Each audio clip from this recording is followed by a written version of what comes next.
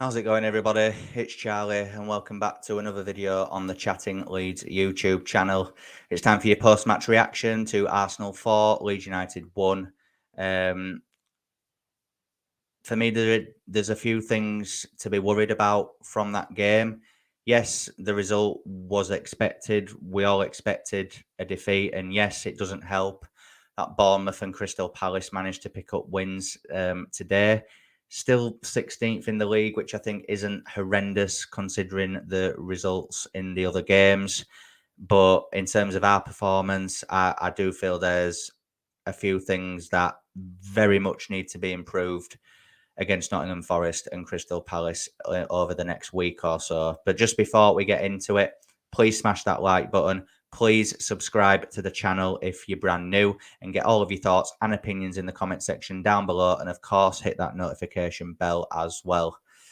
So yeah, 4-1 to the Gunners at the Emirates. Let's just start with a lineup.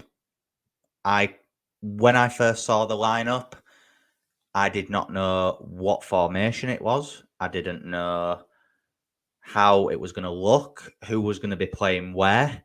And in all honesty, for the majority of the whole game, I still can't really tell you where anyone was really playing. Jack Harrison looked like he was playing left back. Firpo looked like he was more central at times. Christensen was getting forward, but then defending. So it was hard to tell where his position was meant to be. I thought Luke Ayling had been in the back three with Christensen at right wing back, but then Ayling was going wide, but then going in, and it was all just a bit confusing. Mark Rocker being the only DM on the pitch with Weston McKennie on the bench, Bamford, Rodrigo both on the bench. No real outlet upfield. I was thinking, what's the thinking behind this?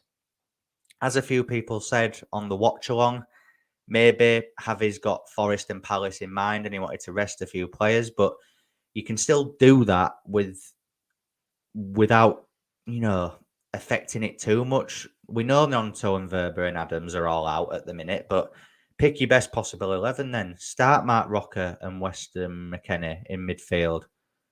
If you want to do a back five, then that's fine, but do it properly. Have Firpo as your left wing back, not Jack Harrison. It was all just a bit confusing, in all honesty, but you could definitely tell that the game plan and the tactics from Javi Gracia was to sit back and catch Arsenal on the counter-attack and hopefully just pick our moments and take our chances. And I did feel that for the majority of the first half, Leeds United did contain Arsenal. I felt like we kept their playmakers fairly quiet for the opening sort of 30 to 35 minutes. Leeds United, from about 20 to 25 minutes onwards, we did try, to attack more in certain moments. We were actually being a little bit brave. We were playing some nice passes down the left-hand side. Somerville has a decent shot, which he hits straight at Ramsdale. And I think Christensen had one in the literally the first 10, 15 seconds of the game, which he blasted right at Ramsdale as well. But Leeds did look like they were coming back into it a bit. And at one point, I was thinking if we could just get in at 0-0, maybe make some changes at halftime and go again in the second half. And it was going fairly well. I was actually quite pleased with how, obviously, there was obviously the odd shaky defensive moment. We were giving the ball away in cheap areas a bit at times, but overall, I thought it was okay. And then Luke Ayling makes a very strange decision to go down on Jesus in the box. I'll be honest, I said it on watch along. I didn't think it was a penalty at first glance. Even when it showed the replay at the time, I still didn't think it was. But then I saw it on Twitter at halftime. I saw a slow motion clip, and Ayling does kind of extend his leg onto Jesus's knee. And yeah, by the letter of the law, it is a penalty. It's a bit soft, I guess, but ultimately, if it had been the other way around, I'd have been calling for a penalty as well. So I can understand it being given. It was just so frustrating and so disappointing that The game plan seemed to be working. It was being executed fairly well. And then Luke Ayling makes a daft challenge and Jesus converts the penalty to make it 1-0. And then Leeds, Arsenal, did get their tails up a little bit. I felt Leeds United massively dropped off towards the end of the first half. Understandably, I guess, because we always do when if an opposition team goes in front against us, we always seem to flap it a little bit for like 5 to 10 minutes. But we got in at half time at 1-0 to Arsenal, and I was thinking, for the majority, decent half. We needed to make changes. We needed to come out and approach the game differently in the second half. No changes made at half time, and we came out, and that first 15 to 20 minutes of that second half was shocking. It was really, really poor. I know it's Arsenal. I know they're top of the league, and I know they've got good quality out on that pitch. Sheer difference in quality. Clear. But give yourselves the best possible chance. Don't be sloppy at the back. The defending for some of those goals, like the Ben White goal, Jack Harrison just doesn't even see him. Ben White comes from behind at the back post and nods it in to make it 2. And yeah, it was poor, but I was thinking, right, let's just, it is game over now. Let's just keep it at this. And then the third goal. Now, fair enough on the third goal. Koch does not dive in on Trossard, which is good because otherwise it'd have been another penalty. But I feel Trossard gets the better of Robin Koch a bit too easily in that moment. It's a good cutback and it's a good finish from Jesus to get his second goal of the day and make it 3-0. It's a decent finish. It's a well-worked goal from Arsenal's perspective. But from our point of view, our defending is shocking without Max Verber. You can just tell now. He's not on the pitch.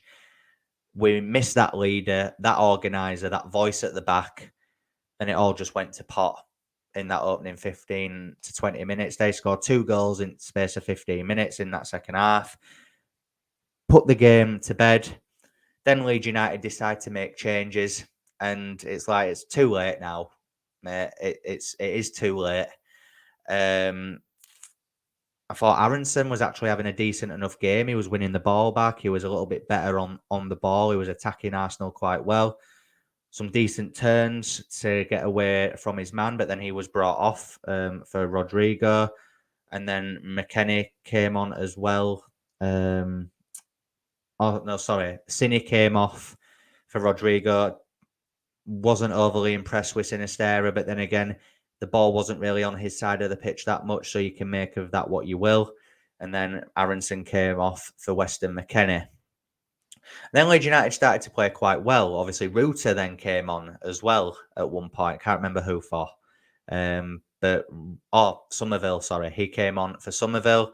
I thought Ruta was really good. I thought he was beating his men quite well, composed enough on the ball. His passing was decent. He was always finding his man. He actually was part of the build-up for Rasmus Christensen's goal. Leeds United pulled one back to make it 3-1. Nice turn of pace from Jorginho Ruta to get away from his man. Plays it into Jack Harrison. Harrison plays it across the box.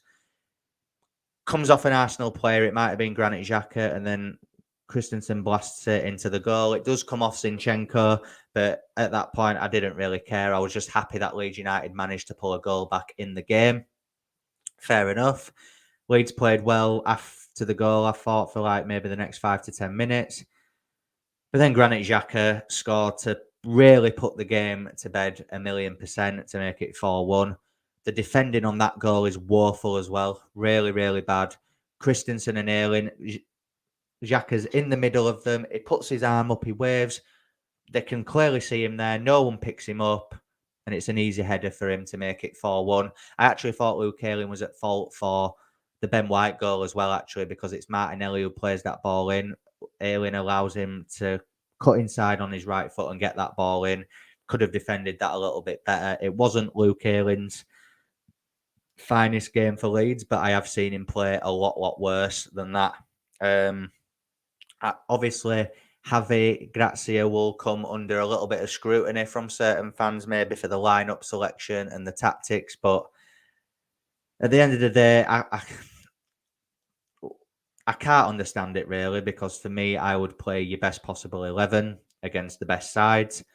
But to caveat that, we've got Forest and Palace immediately after this one.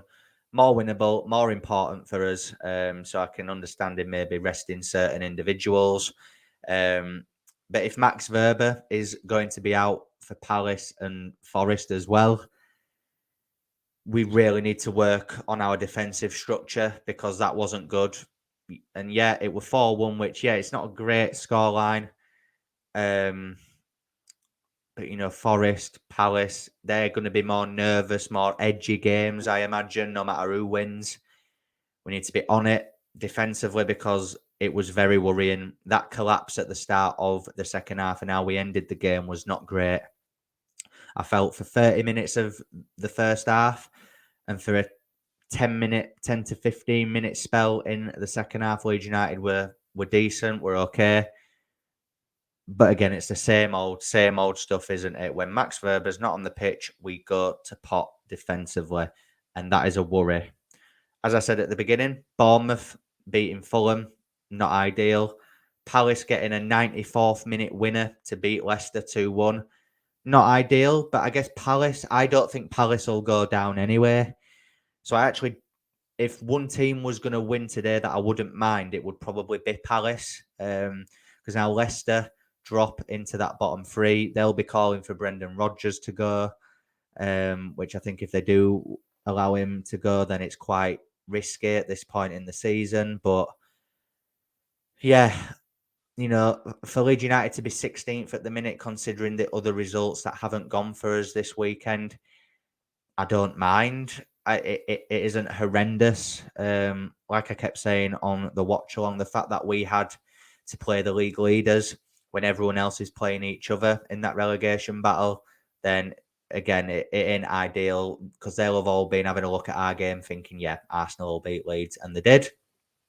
But it's out of the way now. Good luck to Arsenal for the rest of the season. I really hope that they do go and win the league now, but we need to seriously sort our defensive frailties out, because if not, if Ferber's out for a few more games, we still need to be defensively solid against Forest, against Palace, because both those teams have got players that can hurt Leeds United if we are not on it.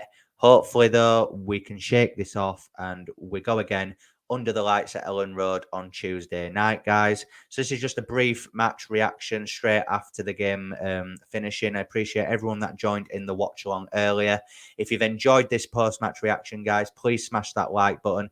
Please subscribe to the channel if you're brand new as well, and share all of your thoughts and opinions in the comment section down below. And I'll see you live on the channel tomorrow evening at about 7 or 8 o'clock for the final say. So make sure that you get involved in that tomorrow. Enjoy the rest of your Saturday evening, and I'll see you in a bit. Cheers.